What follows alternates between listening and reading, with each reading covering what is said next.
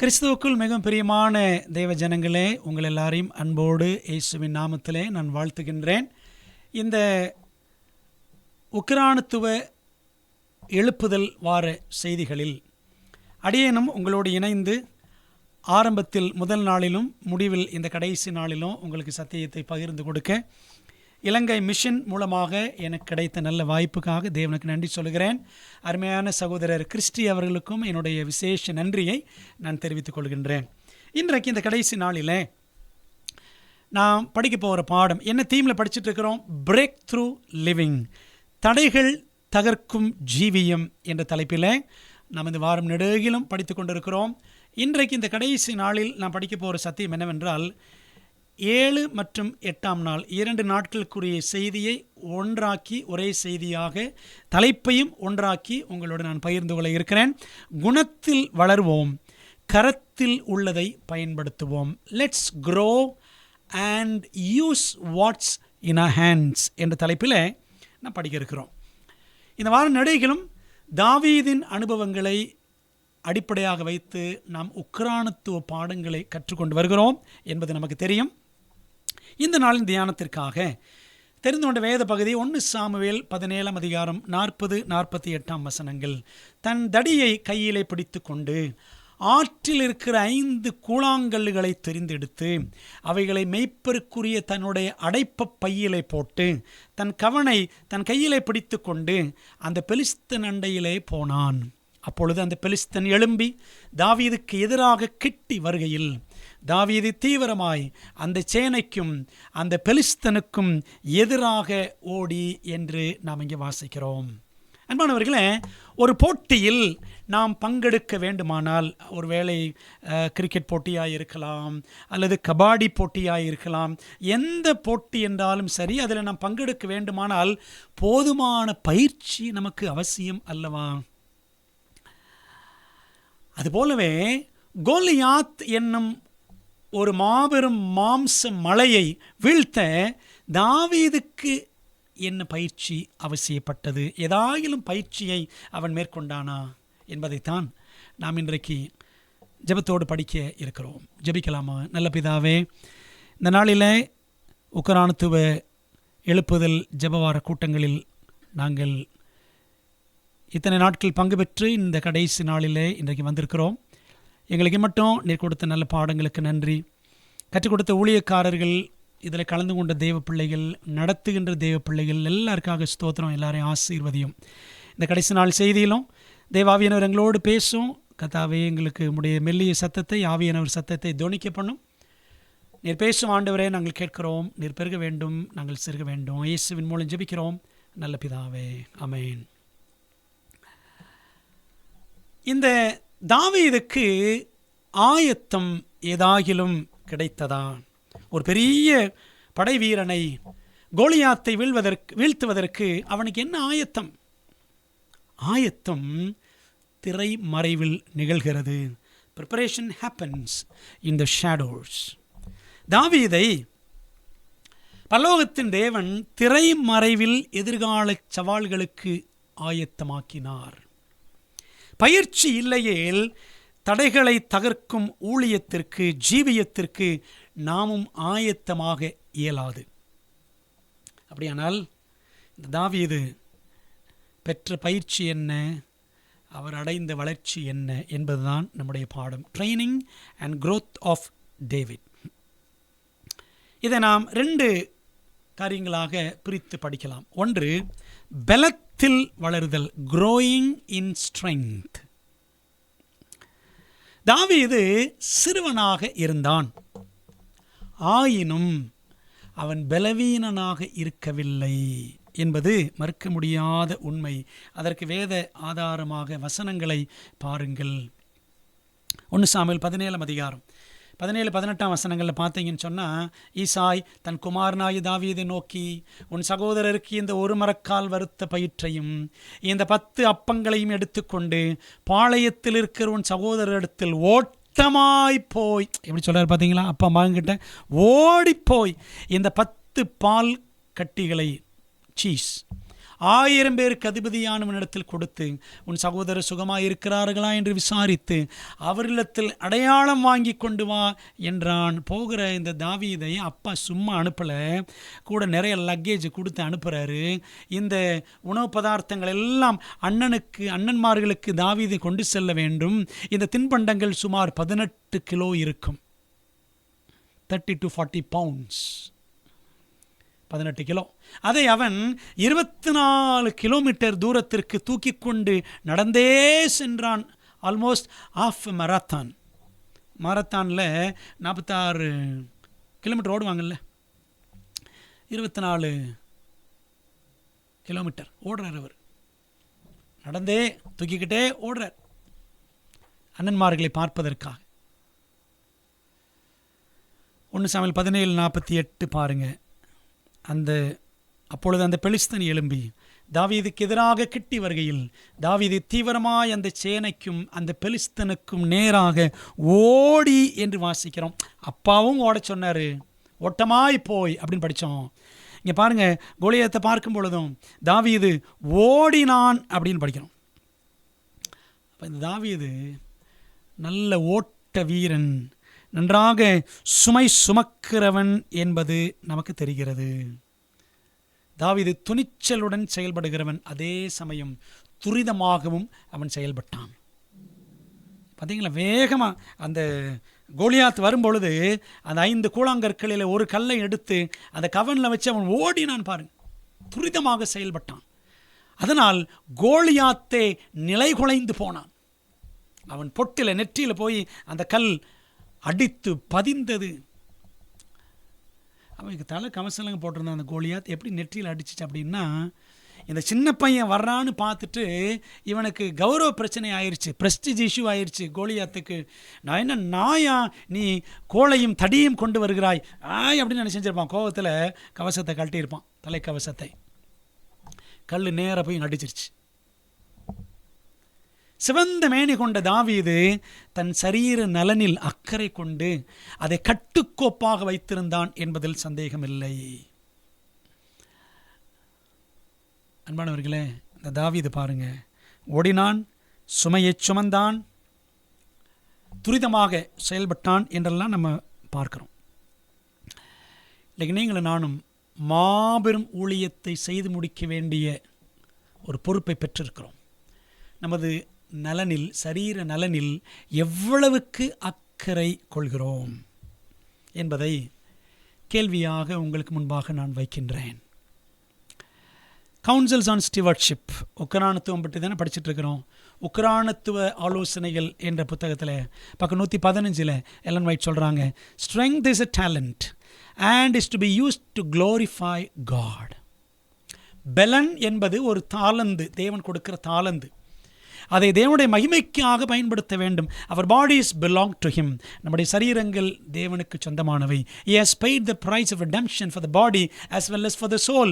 தேவன் நம்முடைய சரீரத்திற்கும் ஆத்மாவுக்குமான மீட்பின் விலைக்கிரயத்தை இயேசுவே செலுத்தி இருக்கிறார். We can serve God better in the vigor of health than in the palsy of disease.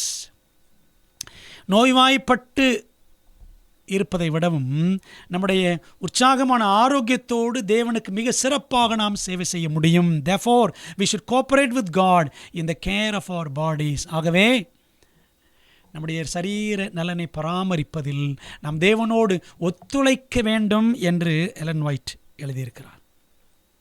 அப்படியானால் நாம் இன்று முதல் தொடங்க வேண்டிய நல்ல பழக்க வழக்கங்கள் என்னென்ன? நல்ல பழக்க வழக்கங்கள் என்னென்ன? காலையில் நேரத்தோடு சாப்பிடணும், 8-8:30க்குள்ளே, மதியம் ஒரு 1:30 மணிக்குள்ளே, இரவில் ஒரு 7 மணிக்குள்ளே. நல்ல பழக்க வழக்கங்கள். சீக்கிரமாக தூங்குவது.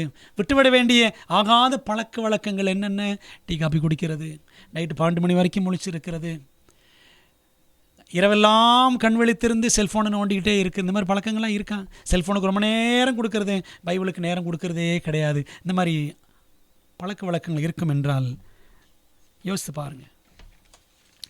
வளர்த்து கொள்ள வேண்டியது என்னென்ன, விட வேண்டியது என்னென்ன என்பதை நாம் தான் தீர்மானிக்க வேண்டும்.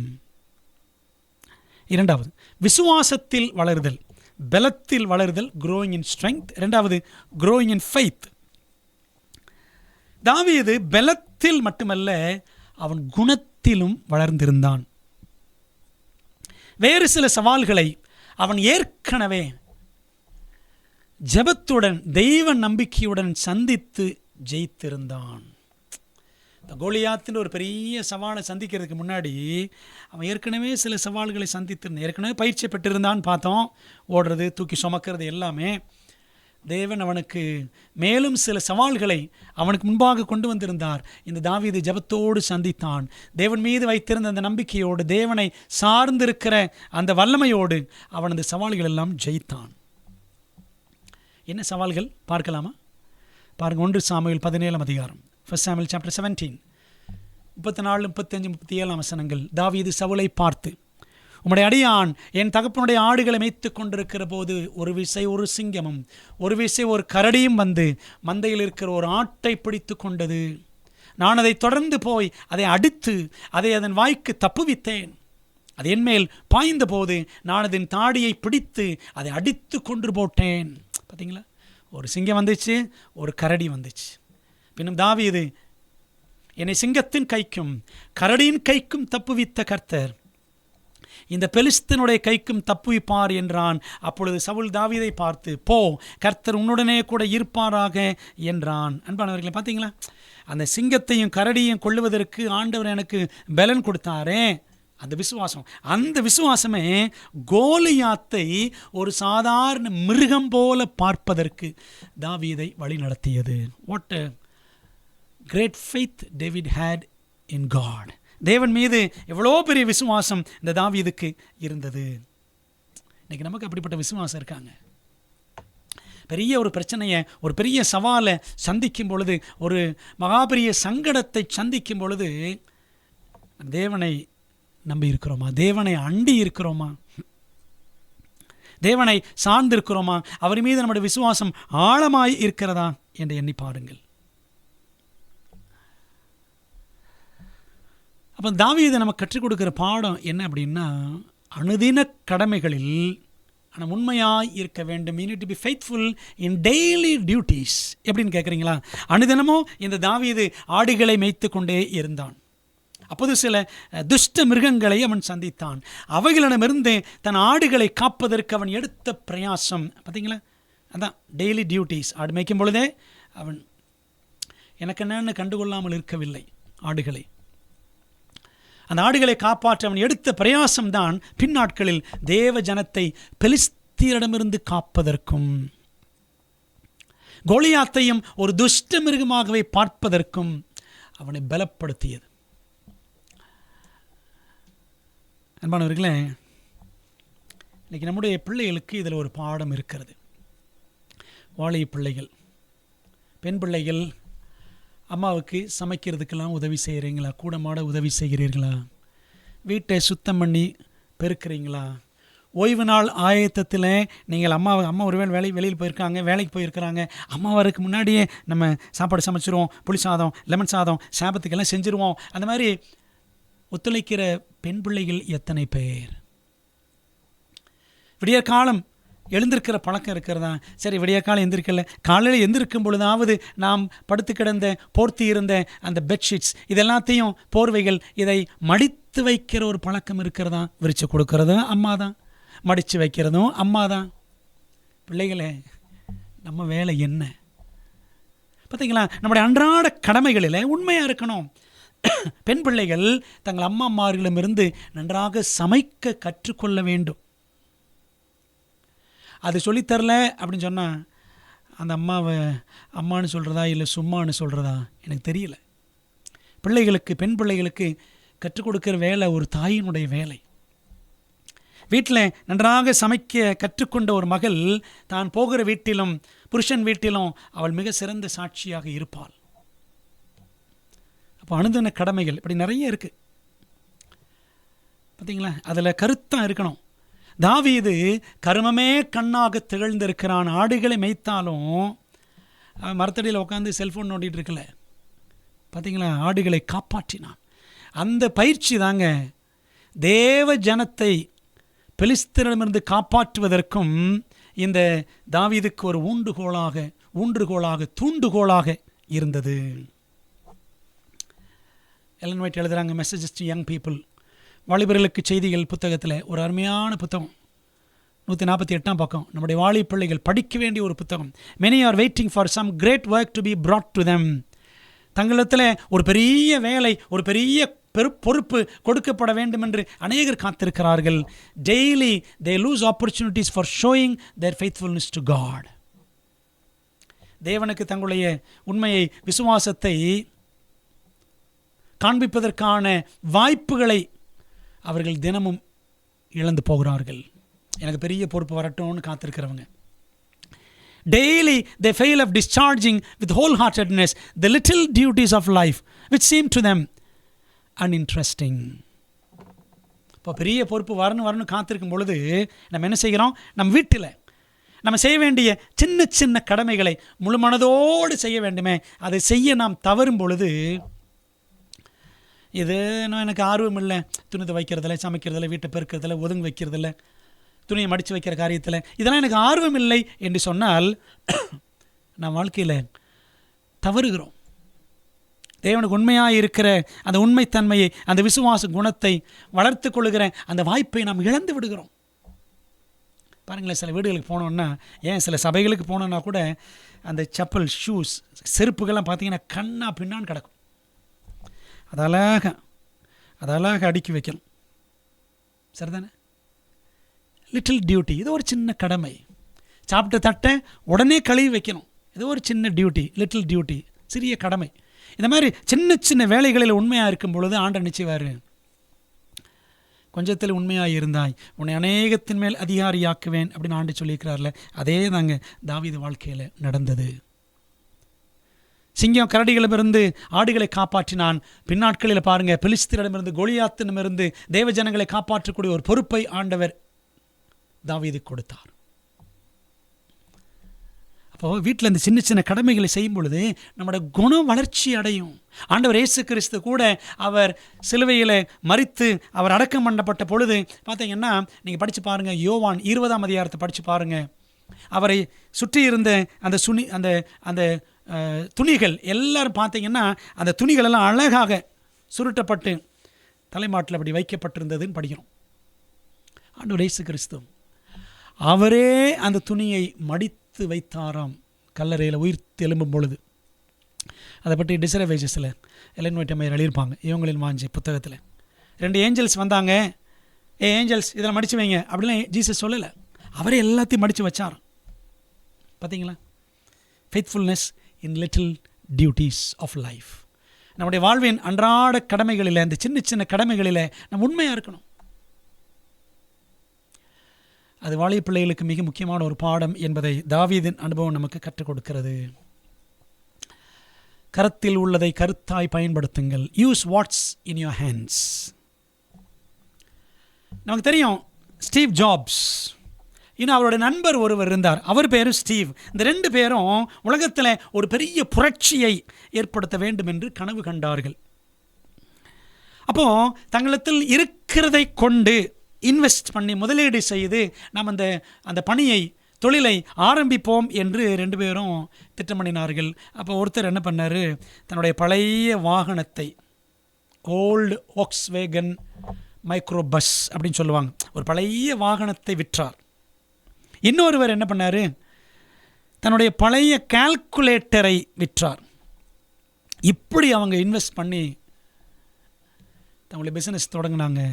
அதுதான் பின்னாட்களில் ஆப்பிள் கம்பெனியாக வளர்ந்தது, உயர்ந்தது. ஆப்பிள், ஸ்டீவ் ஜாப்ஸ் இறந்துட்டார், ஆனால் அவர் உருவாக்கின மொபைல்ஸ், லேப்டாப்ஸ், கம்ப்யூட்டர்ஸ் எல்லாம் நமக்கு தெரியும்ல அன்பானவர்களே. நையாண்டி வீரன் ஒருவன், யார்? கோலியாத். எல்லாம் இஸ்ரவேல் ஜனங்களை பார்த்து கேலி பண்ணி நையாண்டி பண்ணி கொண்டிருந்தான். நையாண்டி வீரன் ஒருவனின் தலையை வெட்டி தாவீது தேசிய கதாநாயகன் ஆனானே. David became a national hero. அது எப்படிங்க சாத்தியமானது? ஒரு சின்ன பையன் எப்படிங்க அவன் ஹீரோவானா? அவன் தன் கரங்களில் இருந்த கவனையும், கவன்னா அந்த உண்டிவில்னு சொல்லுவாங்கள்ல, சிலர் கவட்டைன்னு சொல்லுவாங்க, பைபிளில் கவன் போட்டிருக்கு, கேட்டபல்ட். அந்த கவனையும் கல்லையும், 5 கூழாங்கற்கள் ஒன்று தான் அவர் எடுத்தார் தாவீது. கல்லையும் கோலையும், அந்த ஸ்டிக், அதை பயன்படுத்தின விதமே அவனை தலை சிறந்த தலைவன் ஆக்கிற்று. அதுக்கு முன்னாடி இந்த சவுல் ராஜா என்னெல்லாம் கொடுத்தார் பாருங்க. இந்த கோலியாத்திடம் சண்டை போடுவதற்கு முன்பாக சவுல் அரசன் தன்னுடைய போர்க்கவசத்தை அவன் கொடுத்தான். இதை போட்டுக்கொள் தாவீதுன்னு சொல்லிட்டு, அதில் பழக்கம் இல்லாத தாவீது அதை புறம்பே தள்ளிவிட்டு தனது எளிய பொருட்களை போர்க்கருவிகளாக எடுத்துக்கொண்டான். கவன், கல், அந்த கோல், அவ்வளோதான். வசனத்தை பாருங்களேன். 1 சாமுவேல் 17:39-40. அவருடைய பட்டயத்தை தாவீது தன் வஸ்திரங்கள் மேல் கட்டி கொண்டு அதிலே அவனுக்கு பழக்கம் இல்லாததினால் நடந்து பார்த்தான். அப்பொழுது தாவீது சவுலை நோக்கி, நான் இவைகளை போட்டுக்கொண்டு போகக்கூடாது, இந்த அப்பியாசம் எனக்கு இல்லை, இதில் எனக்கு பிராக்டிஸ் இல்லை என்று சொல்லி அவைகளை களைந்து போட்டு தன் தடியை கையிலே பிடித்து கொண்டு, இந்த தடி ஆற்றில் இருக்கிற 5 கூழாங்கல்களை தெரிந்தெடுத்து அவைகளை மேய்ப்பருக்குரிய தன்னுடைய அடைப்ப பையிலே போட்டு தன் கவனை கேட்டபல்ட் தன் கையிலே பிடித்து கொண்டு அந்த பெலிஸ்தன் அண்டையிலே போனான். A simple man with simple tools and he approached in a simple way. எளிமையான ஒரு மனிதன் எளிமையான கருவிகள் கொண்டு மிக எளிமையாக இந்த பெலிஸ்தன் அண்டையில் போனான். இவனை பார்த்தவன தான் கோலியாத்து கோவம் வந்துருச்சு. போயும் ஒரு சின்ன பையன் என்னை எதிர்க்க வருகிறானே என்று சொல்லி அவனுக்கு கோலியாத்துக்கு கொப்பளித்து வந்து விட்டது கோபம். பிரியமானவர்களே, ஒவ்வொரு நபரும் தனித்துவமானவர் என்பதை தாவீது நமக்கு போதிக்கிறார். Each individual is unique. தேவன் நம் ஒவ்வொருவருக்கும் தந்துள்ள திறமைகளை, தாளந்துகளை நம் செவனே பயன்படுத்தி தேவனை மகிமைப்படுத்தவும் ஆத்துமாக்களை ஆதாயப்படுத்தவும் வேண்டும். நம்ம எல்லாரும் எவ்ரி ஒன் இஸ் யுனிக். ஒவ்வொருத்தரும் தனித்தனி தான். ஒவ்வொருத்தருக்கும் ஒரு திறமை இருக்கும். ஒவ்வொருத்தருக்கும் ஏதோ ஒரு டேலண்ட் ஆண்டு கையில் கொடுத்துருக்கிறார். பாருங்களேன், தாவீது ஆடு மேய்ப்பார், அழகாக கீத வாத்தியம் வாசிப்பார், நல்லா சங்கீதம் எழுதுவார், அப்படி தானே, பாட்டு நல்லா பாடுவார், இன்னும் மிருகங்களை எல்லாம் கொள்ளுவார், நன்றாக போர் புரிவார், நல்ல சுமப்பார். எத்தனையோ திறமைகள் ஆண்டு கொடுத்திருந்தார். இன்றைக்கு ஆண்டவர் நமக்கு என்ன கொடுத்திருக்கிறார்? நமது கரங்களில் உள்ளதை கண்டுபிடிப்பது எப்படி என்பதைத்தான் நாம் பார்க்க வேண்டும். சரிங்களா? இதில் நாம் 4 காரியங்களை புரிந்து கொள்ள வேண்டும். முதலாவது, உங்கள் கரங்களில் உள்ள திறமைகளை கண்டுபிடியுங்கள். என்னென்ன திறமைகள் ஆண்டு கொடுத்துருக்கிறார்? சரிங்களா? சில நேரம் அழகாக நம்ம எழுதுவோம், வாசிப்போம், அல்லது இசை மீட்டலாம், நல்லா பாடலாம். நமக்கு என்னென்ன இருக்குது கண்டுபிடிக்கணும். சரிங்களா? இது முதலாவது. இரண்டாவது என்னவென்றால், உங்களுக்கு நம்பகமான ஒருவருடன் கலந்து பேசுங்கள். மனமிட்டு பேசுறதுக்கு நமக்கு ஒரு ஃப்ரெண்டு இருப்பாங்கள்ல, அல்லது பெரியவங்க இருப்பாங்கள்ல, அவங்ககிட்ட பேசுனீங்கன்னா அவங்க நமக்கு சொல்லுவாங்க, உனக்கு இது இருக்குப்பா, உனக்கு இது இருக்குது, நீ அழகாக வெல்கம் பண்ணுற, சேர்ச்சில் முன்னாடி இருந்து லீட் பண்ணுற, நீ அழகாக பாடுற என்றெல்லாம் நமக்கு நம்முடைய குறை நிறைகளை சொல்லக்கூடிய நபர்களை சந்தித்து அவரோடு கலந்து பேச வேண்டும். மூணாவது, வெவ்வேறு காரியங்களை முயன்று பாருங்கள். Try different things. இதை நான் செஞ்சதில்லை நினைக்க வேண்டாம். இப்போ மியூசிக் தெரியாதா, முயற்சி பண்ணி பாருங்கள். You can learn new languages. புதிய மொழிகளை நீங்கள் கற்றுக்கொள்ளலாம். சரிங்களா? இப்படி நம்முடைய திறமைகளை நாம் வளர்க்கலாம். 4வது காரியம், ஆவிக்குரிய வரம் கண்டறியும் சோதனையை மேற்கொள்ளுங்கள். ஒரு லிங்க் கொடுத்துருங்க பாருங்கள். இந்த லிங்க் உள்ளே போய் பாருங்கள். நம்முடைய ஜிசியில் ஜென்ரல் கான்ஃபரன்ஸ்லேருந்து கொடுத்துருக்கிற லிங்க் இது. இதுக்குள்ளே போனீங்கன்னா என்கிட்ட இருக்கிற ஆவிக்குரிய வரம் என்ன, இதை கண்டுபிடிப்பது எப்படி அப்படின்னு சொல்லிட்டு ஒரு செக்லிஸ்ட் அங்கே இருக்கும். ஒரு பரிசோதனை பட்டியல் அங்கே இருக்கும். அதில் இருக்கிற கேள்வி பதிலை நீங்கள் டிக் பண்ணி பாருங்கள். அதன் அடிப்படையில் நீங்கள் என்ன செய்யலாம்? உங்களுடைய ஆவிக்குரிய வரம் உங்களுக்கு ஆண்டவர் என்ன கொடுத்திருக்கிறார் என்பதை நீங்கள் கண்டுபிடிக்கலாம். நம்ம எல்லாரிடமும் பரவலாக இருப்பது என்ன? ஆண்டவர் நம்மக்கிட்ட எல்லாருக்கிட்டையும் பொதுவாக என்ன கொடுத்திருக்கிறார் அப்படின்னா பாருங்களேன், பணம் பணம் பணம். ஆண்டவர் பணம் கொடுத்துருக்காருல்ல எல்லாருக்கும், எல்லார் கைகளிலும் குறைவோ நிறைவோ கொஞ்சமோ நஞ்சமோ நம்மிடத்தில் பணம் இருக்கத்தான் செய்கிறது. It is a common talent. நமக்கு டைம் ஆண்டு கொடுத்துருக்கிறார். Time is a common talent. எல்லாருக்கும் ஒரே மாதிரி தான் டைம். ஒரு நாளைக்கு 24 ஹவர்ஸ்னால் எல்லாருக்கும் 24 ஹவர்ஸ் தான். பணம் வேண்டுமானால் வித்தியாசப்படலாம். என்கிட்ட 1 லட்சம் இருக்கும், உங்கள்கிட்ட 50,000 இருக்கும், இன்னொருத்தட்ட 20,000, வித்தியாசமாக இருக்கும். சம்பளம் வித்தியாசமாக இருக்கலாம். ஆனால் ஈக்குவலாக ஆண்டு எல்லாரும் கொடுத்துருக்கிறது டைம், நேரம் என்ற தாளந்து. நீங்கள் கிரைஸ்ட் ஆப்ஜெக்ட் லெசன்ஸ், எலன் ஒயிட்டோட புஸ்தகம், தமிழில் இயேசுவின் ஓமைகள் என்று இருக்கிறது. அது உள்ளே போய் அந்த புஸ்தகத்துக்குள்ளே தாளந்துகள்னு ஒரு சாப்டர் இருக்கும், படித்து பாருங்கள். மற்ற 25ஆம் அதிகாரத்தில் படிக்கிறோம்ல, ஒரு எஜமான் இருந்தான், அவன் தூரதேசம் பிரயாணம் போனான், தன்னுடைய வேலைக்காரர்களை அழைத்து ஒவ்வொருத்தருக்கும் தாளந்துகள் கொடுத்தான். 5, 10, 5, 2 அப்படி கொடுத்தார்ல, 5, 2, 1 அப்படின்னு கொடுத்தார்ல. அதுபோல் ஆண்டவர் எல்லாருக்குமே தாளந்துகளை, திறமைகளை கொடுத்திருக்கிறார். God has placed in the hands of his servants the means wherewith to carry forward his work in home and foreign missions. பார்த்தீங்களா, உள்ளூரிலும் அயல்நாடுகளிலும் சத்தியம் போவதற்கு, ஊழியம் முன் கொண்டு செல்லப்படுவதற்கு போதுமான வழியை, கருவியை, மீன்ஸ் என்னது, பணத்தை தம்முடைய ஊழியக்காரர்கள் கைகளில், தம்முடைய பிள்ளைகளின் கைகளில் தேவன் கொடுத்திருக்கிறார்ல. ரிவின் ஹெரால்டில் நம்ம அதை படிக்கிறோம். நமக்கு ஆண்டு கொடுத்துருக்கிற இந்த பொதுவான ஒரு தாளந்து பணம், இதை எப்படி நாம் பயன்படுத்துகிறோம்? மிக பொதுவான ஒரு தாளந்து நேரம், எப்படி நம்ம ஆண்டவருக்காக பயன்படுத்துகிறோம்? ஒரு உதாரணத்தை அப்போஸ்தலன் பவுலின் அனுபவத்திலிருந்து படித்து நாம் முடிக்க போகிறோம். பியூட்டிஃபுல் எக்ஸாம்பிள் ஆஃப் அப்பாஸ்டல் பால். அப்போஸ்தலன் பவுலின் அழகிய முன்மாதிரி. அவர் சொல்கிறார் 1 கொரிந்தியர் 16, 1-2, 1 Corinthians 16:1-2, பரிசுத்தவான்களுக்காக சேர்க்கப்படும் தர்ம பணத்தை குறித்து நான் கலாத்திய நாட்டு சபைகளுக்கு பண்ணின திட்டத்தின்படியே நீங்களும் செய்யுங்கள்.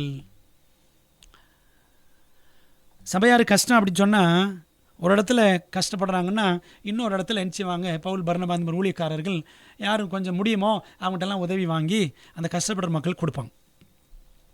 அவர் சொல்கிறார், நான் வந்திருக்கும் போது பணம் சேர்க்குதல் இராதபடிக்கு உங்களில் அவனவன் வாரத்தின் முதல் நாள் தோறும் தன் வரவுக்கு தக்கதாக எதையாகிலும் தன்னிடத்தில் சேர்த்து வைக்க கடவன். சேவிங்ஸ் பற்றி சொல்கிறார். பைபிள் சேவிங்ஸ் பற்றி சொல்லுகிறது, இன்சூரன்ஸ் பற்றி பைபிள் சொல்லவில்லை. பாருங்களேன், இந்த பகுதியில் 1 கொரிந்தியர் 16, 1-2 5 கால வரையறையற்ற நியதிகள், 5 டைம்லெஸ் பிரின்சிபிள்ஸ். நாம் இதை பின்பற்ற வேண்டும். என்னென்னு பாருங்களேன். முதலாவது, முன்கூட்டியே திட்டமிடுங்கள். பிளான் அஹெட் அப்படிதான் சொல்கிறார். கொரிந்து சபைக்கு பவுல் எழுதுகிறார், எதையாவது தன்னிடத்திலே சேர்த்து வைக்க கடவன். எதையாவது சேர்த்து வைங்க, எப்பயாவது உதவும். பிளான் அஹெட், முன்கூட்டியே திட்டமிடுங்கள். ஊழியத்தை எப்படி செய்யலாம்? நீங்களும் நானும் உக்ரானக்காரர்கள், ஆண்டோடைய ஸ்டீவர்ட்ஸ்.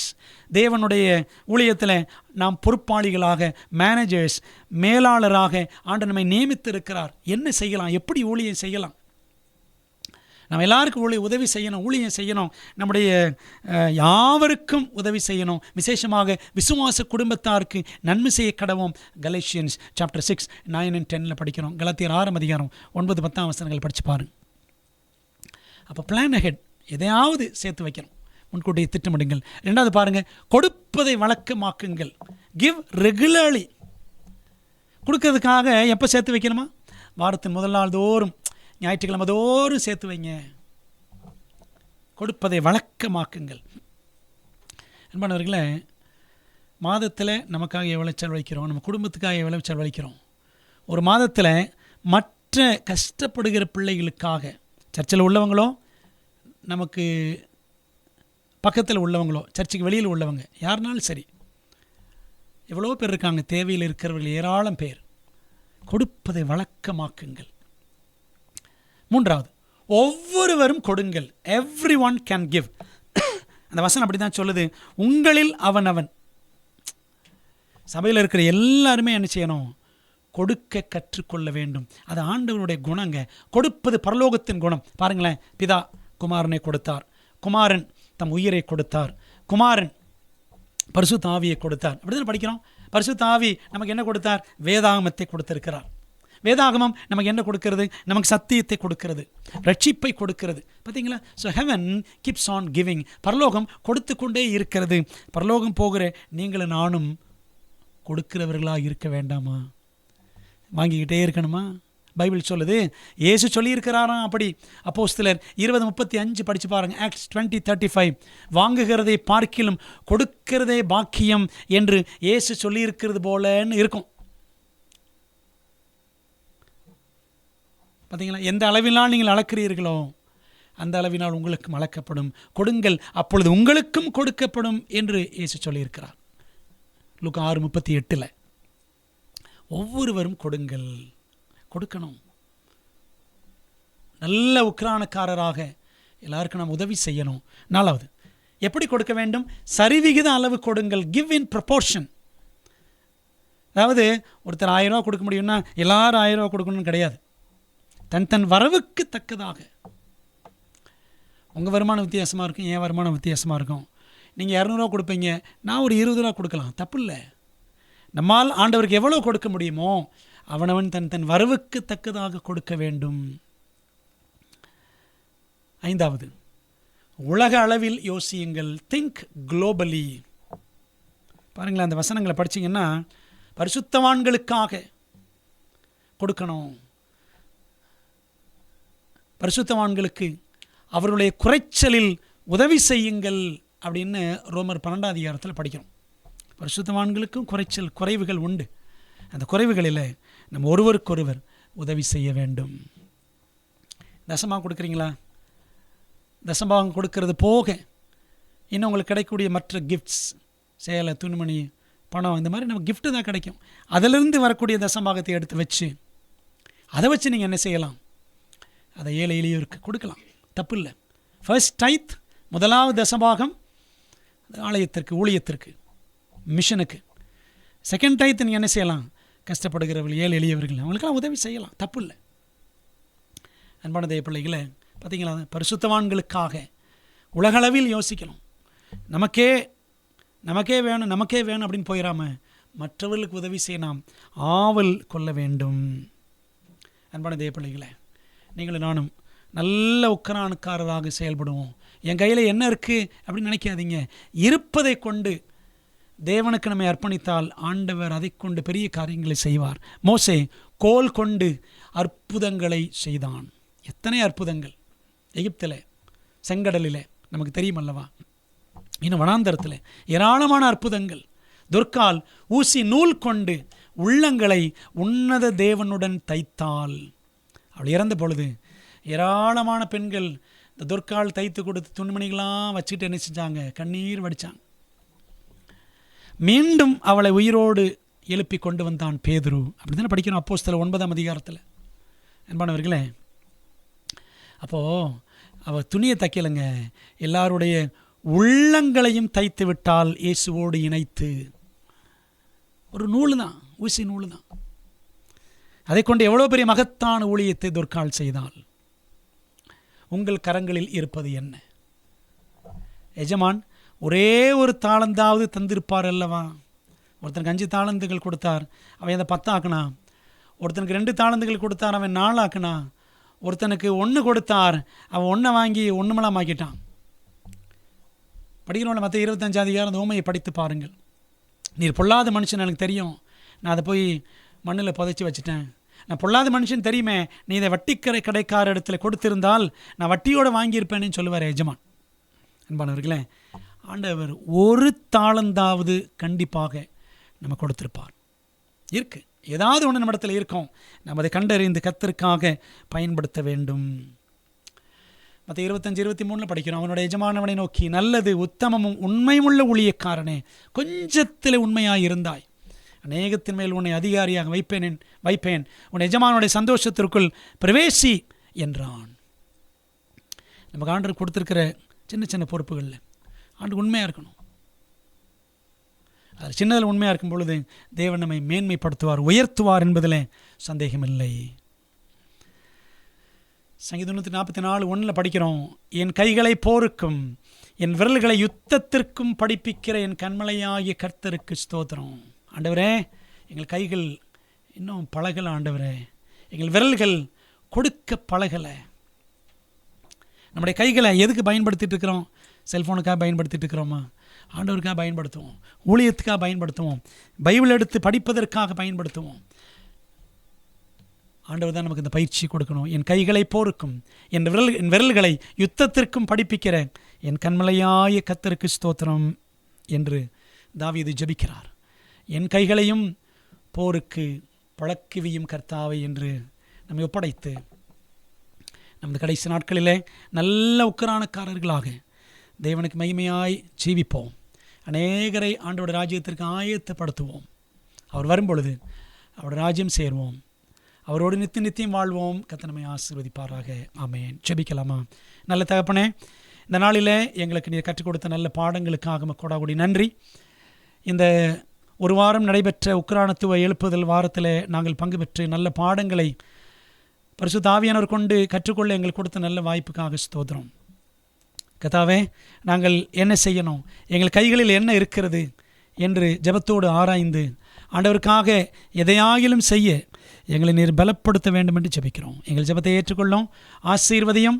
கர்த்தர் இந்த நாள் முழுவதும் எங்களை நடத்தினதற்காக நன்றி ராஜா. எங்கள் ஜீவிய காலமெல்லாம் தேவனுக்கு மகிமையாக வாழ எங்களை ஆண்டு பயன்படுத்தும்படி இயேசுவின் நாமத்தில் ஜெபிக்கிறோம் நல்ல பிதாவே. ஆமென். நம்முடைய கர்த்தராக இருக்கிற இயேசு கிறிஸ்துவின் கிருபையும் பிதாவாகிய தேவனுடைய அன்பும் ஆவியானவரின் ஐக்கியமும் ஆசீர்வாதமும் தேவதூதர்களின் பாதுகாப்பு வழி நடத்தணும். இந்த ஜெபவார கூட்டங்களில் கலந்து கொண்ட கர்த்தருடைய பிள்ளைகள் எல்லாரோடும், குறிப்பாக இலங்கை மிஷனில் நடக்கிற ஊழியங்கள், பள்ளிக்கூடங்கள், சபைகள், ஊழியக்காரர்கள், விசுவாசிகள் எல்லார் குடும்பங்களோடும் தேவாசீர்வாதம் மீண்டும் என்றும் சதா காலமும் தங்கியிருப்பதாக. ஆமென். பிரியமானவர்களே, கர்த்தர் உங்களை ஆசீர்வதிப்பாராக. ஆமென்.